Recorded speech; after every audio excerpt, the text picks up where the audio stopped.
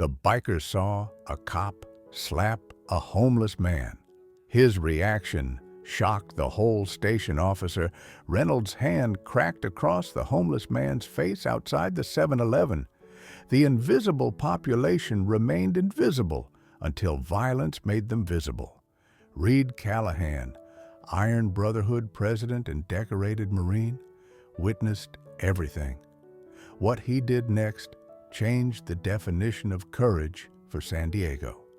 The 7-Eleven on Harbor Boulevard in San Diego's downtown district served as unofficial gathering place for the city's homeless population, warm at night, bathrooms accessible, staff mostly sympathetic.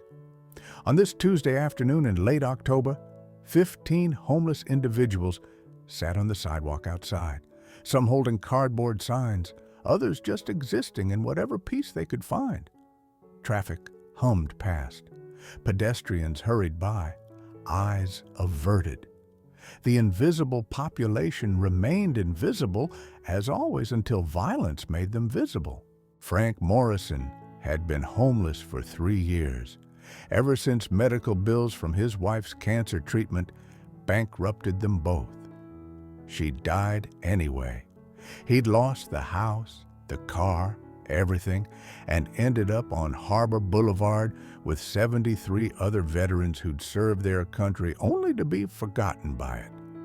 Frank was 62, missing teeth, wearing clothes donated from churches, suffering from untreated diabetes and PTSD that made loud noises send him into panic attacks. But he was kind, shared whatever food he received, helped other homeless people find shelter on cold nights. The 7-Eleven staff knew him, trusted him, let him use the bathroom without hassle. Officer Reynolds didn't know Frank and didn't care to. To Reynolds, homeless people were problems to be removed, not humans to be helped.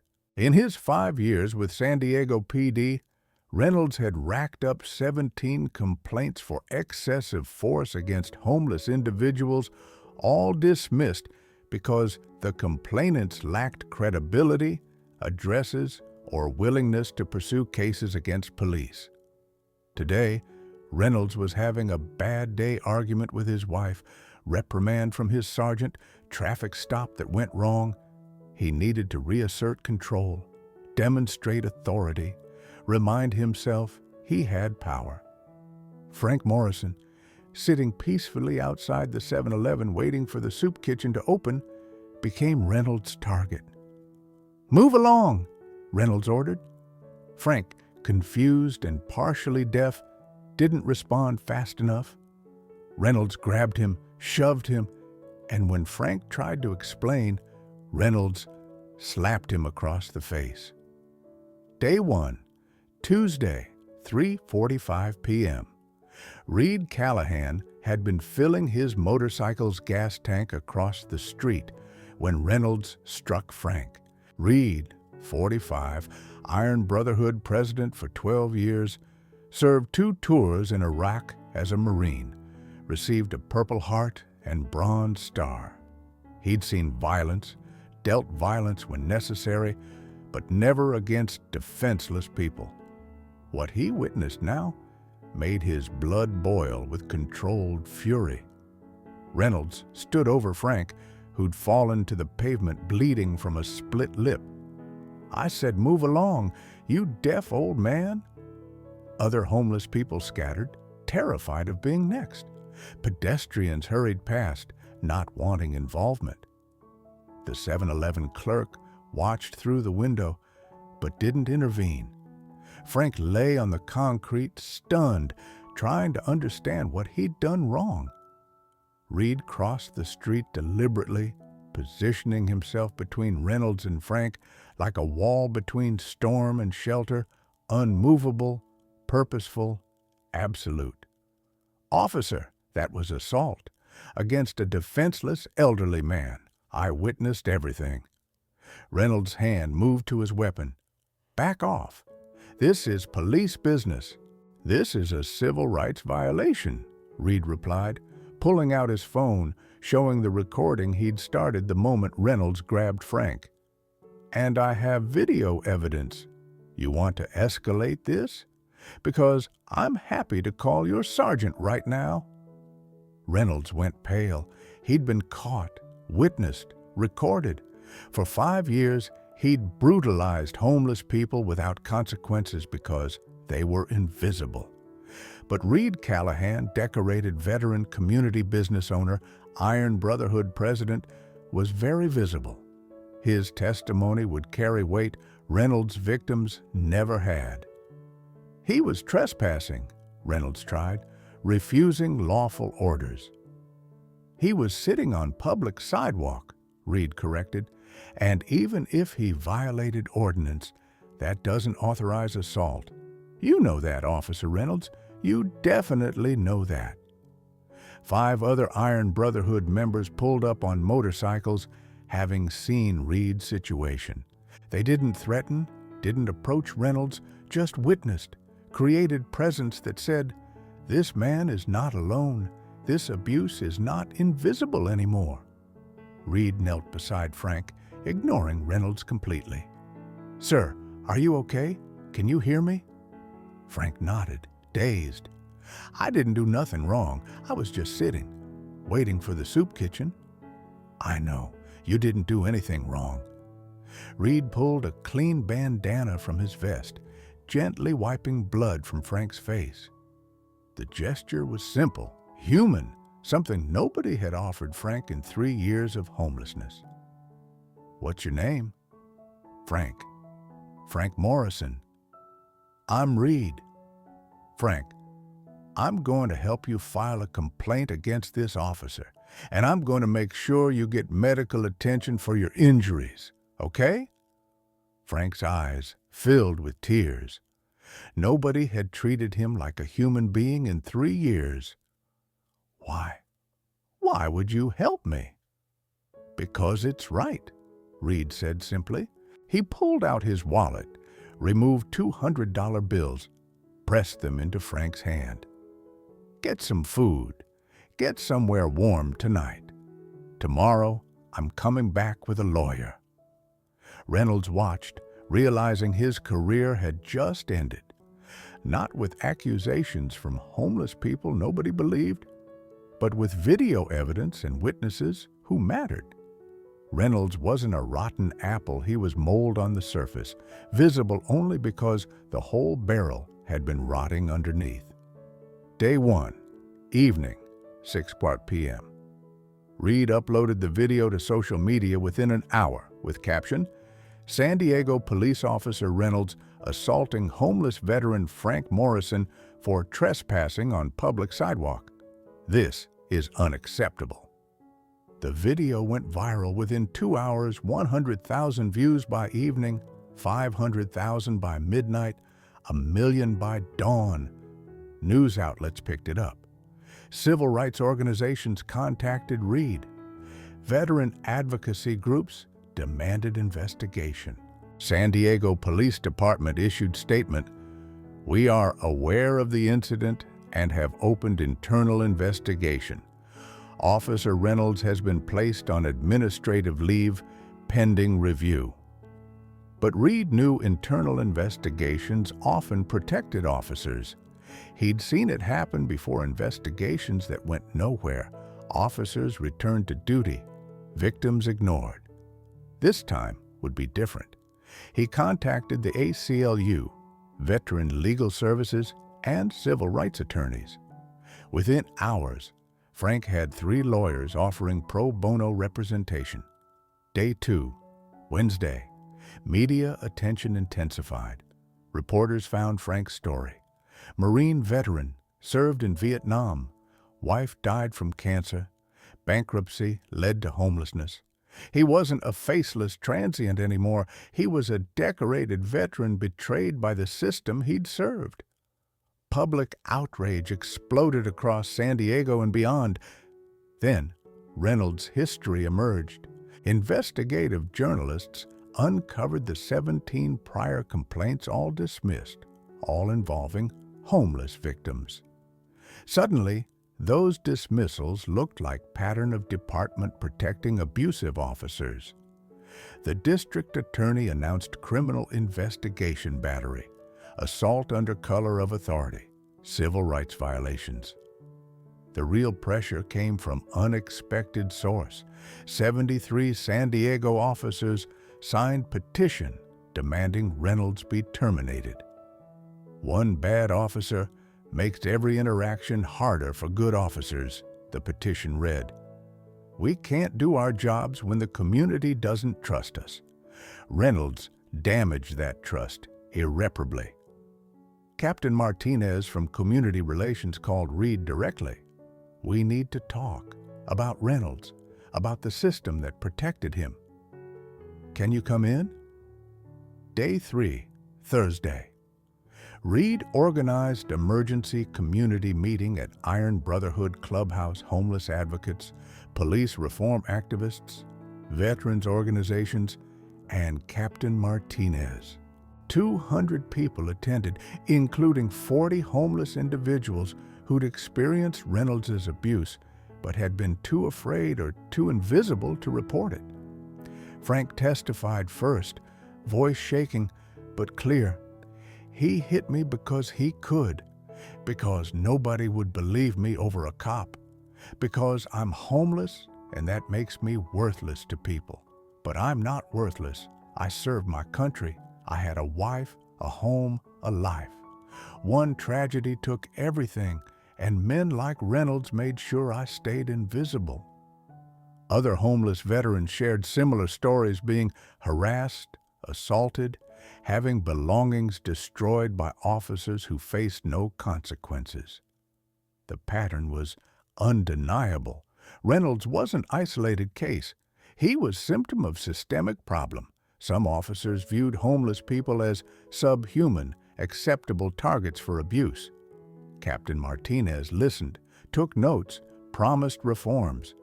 But promises weren't enough anymore. Day 3, evening. Reynolds fought back through his police union, claiming Reed had edited the video, that Frank had been aggressive, that he'd acted within policy. His attorney argued self-defense despite video clearly showing Frank offering no resistance. The union requested delays, demanded due process, suggested Reed had ulterior motives. But the 40 homeless witnesses changed everything. They came forward together, presenting documentation of systematic abuse spanning years. Social services had records of destroyed belongings. Hospital ERs had treatment records for injuries. Shelters had incident reports. The evidence was overwhelming. That night, Reed received threatening phone call, anonymous voice warning him to back off or face consequences. He recorded it, reported it, then called his Iron Brotherhood chapter. We've got opposition. Someone's scared we're getting too close to truth. Tomorrow's city council testimony, I need visible support. 50 bikers confirmed attendance. If someone wanted to intimidate Reed Callahan, they'd have to go through the entire Iron Brotherhood first. Day 4, Friday morning, City Council chambers. Reed testified before City Council, presenting evidence of systemic abuse. Documentation from 40 homeless individuals who'd been assaulted, harassed, or had belongings destroyed by various officers. Analysis showing complaints were dismissed 400% more often when victims were homeless. Recordings of supervisors discouraging complaints. This isn't about Reynolds, Reed told the council. 50 Iron Brotherhood members filling the back rows, silent but present. He's a symptom. The disease is a system that treats homeless people as less than human, as problems to remove instead of citizens to protect. Until that changes, we'll just get more Reynoldses. Council member Sarah Chin proposed comprehensive reforms. Independent oversight board with subpoena power. Mandatory bias training focused on homelessness, body cameras with automatic activation, quarterly reports on complaints involving vulnerable populations. The police union opposed reforms, arguing they would hamstring officers and make policing impossible. Union president took the podium. These bikers don't understand law enforcement challenges. They're outsiders pushing anti-police agenda.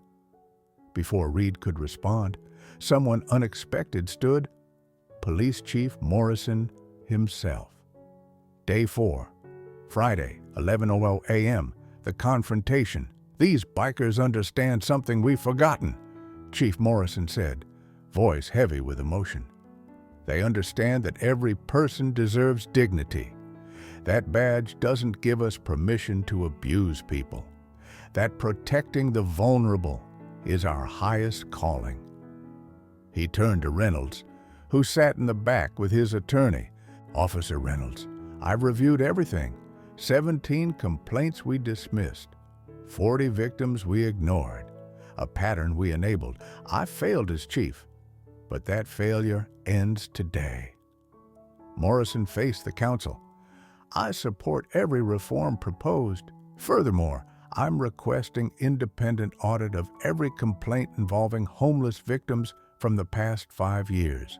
We will contact every person, offer apologies and restitution where appropriate, and ensure this never happens again." The chamber erupted in applause. Reynolds' attorney tried objecting, but Morrison continued. "Officer Reynolds, you're terminated effective immediately. Criminal charges will proceed. And to every officer who signed that petition demanding accountability, thank you for reminding me what good policing looks like." Reynolds stood, face red, started to speak, then stopped. He looked at Frank, sitting in the front row beside Reed. For the first time, Reynolds saw a human being instead of a problem. I'm sorry," Reynolds whispered, so quietly only the first few rows heard. "Frank, I'm sorry." Day 4, Friday afternoon. Frank stared at Reynolds, processing the apology he'd never expected. Everyone waited for his response, forgiveness or condemnation, both justified. "I forgive you," Frank said finally, voice breaking. "Not because you deserve it, because I deserve peace. Because holding on to anger hurts me more than you." He paused. "But forgiveness doesn't erase consequences. You took my dignity. You hurt dozens of people. You betrayed your badge. Those are facts that sorry doesn't change." Frank looked at the 40 veterans behind him, men who'd been invisible like him, abused like him, silenced like him. "We served our country," Frank continued, voice strengthening. "We're still serving by refusing to be invisible anymore, by testifying despite fear, by showing that every life has value even when society forgets." The chamber stood, applauding not just Frank, but every homeless person who'd found courage to speak truth to power. Frank was visible now. They all were. Day 5, Saturday. The Vote City Council reconvened Saturday for emergency session to vote on reforms. Protesters packed the chambers and spilled into hallways, supporters and opponents, signs reading "Accountability Now" and "Support Our Police." Media trucks lined the street. The entire city watched. Reed sat beside Frank, both exhausted from week of testimony, interviews, pressure. "Whatever happens," Reed said quietly, "you change things. People see you now. You're not invisible." Frank nodded, clutching the $200 Reed had given him still unspent, his hope fund, reminding him someone cared. "When I look at this, I remember you kneeling beside me, cleaning my blood, treating me like I mattered. That moment, that's when I became visible again." Councilmember Chen called for vote on comprehensive reform package. The vote began. Each council member's decision would determine whether San Diego prioritized accountability or status quo. Councilmember Rodriguez? Aye. Councilmember Kim? Aye. The ayes accumulated 5, 6, 7. Councilmember Chen? Aye, with pride. Final vote, 7-2. Reforms passed. The chamber erupted cheers, tears, embraces. Frank buried his face in his hands, shoulders shaking. Reed put his arm around the older man. "You did it," Reed said. "You were brave enough to testify, strong enough to forgive, human enough to show them we're all worthy of dignity." Protesters outside erupted in celebration.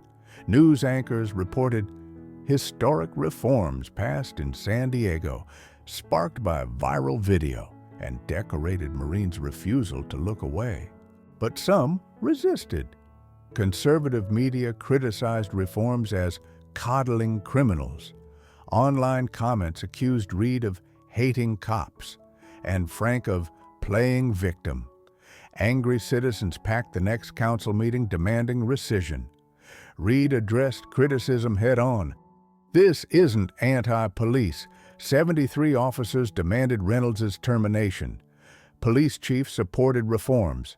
Good officers welcome accountability because it protects them from false accusations and identifies bad officers who endanger everyone. Every profession has standards and consequences for abuse.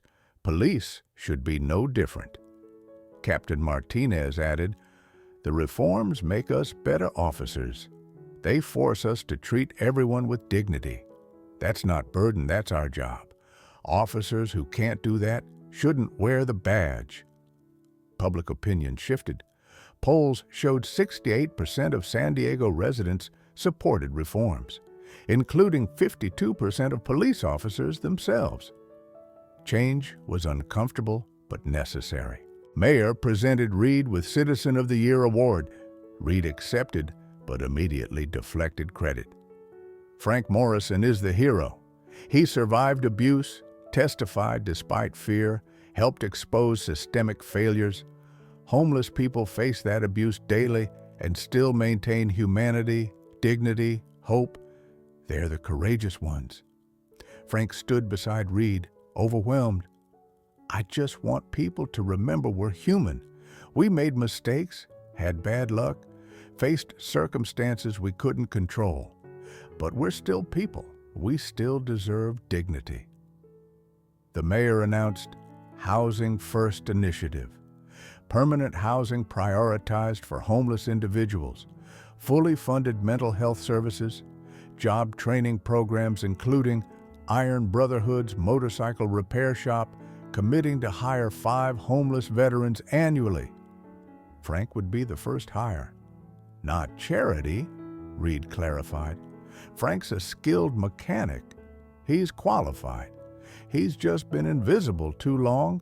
6 months later, Frank walked past the 7-Eleven where Reynolds had slapped him. A homeless man sat where Frank once sat. A police officer approached not to remove him, but to offer a card for shelter services. The man looked up, surprised. "You're helping me?" "That's my job," the officer said. "Nobody should be invisible." Frank watched, tears in his eyes. The reforms were working. Not perfectly, progress never was, but visibly, measurably, meaningfully. Complaints dropped 72%. Use of force incidents decreased 64%. Homeless individuals reporting crimes increased 89%. They trusted police enough to seek help. Reed pulled up on his motorcycle, saw Frank watching. "You changed this city."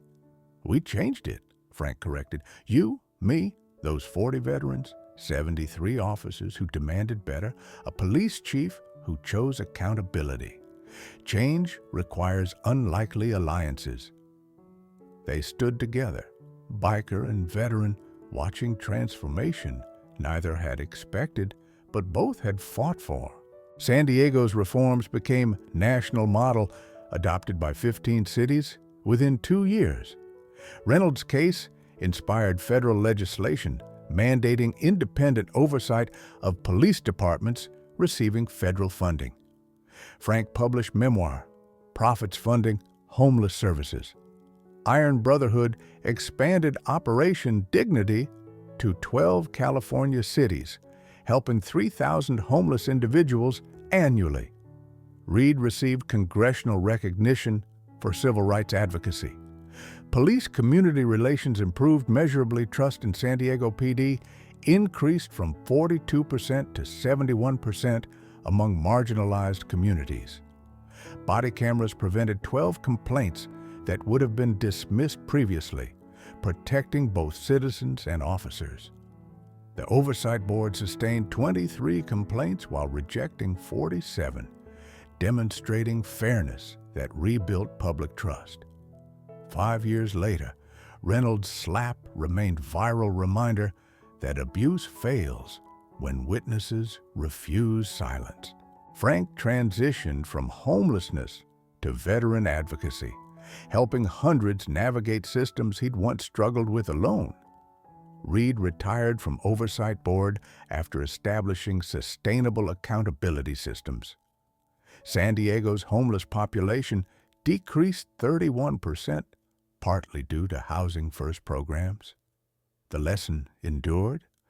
True courage means protecting the vulnerable, demanding accountability from power, and recognizing that everyone deserves dignity.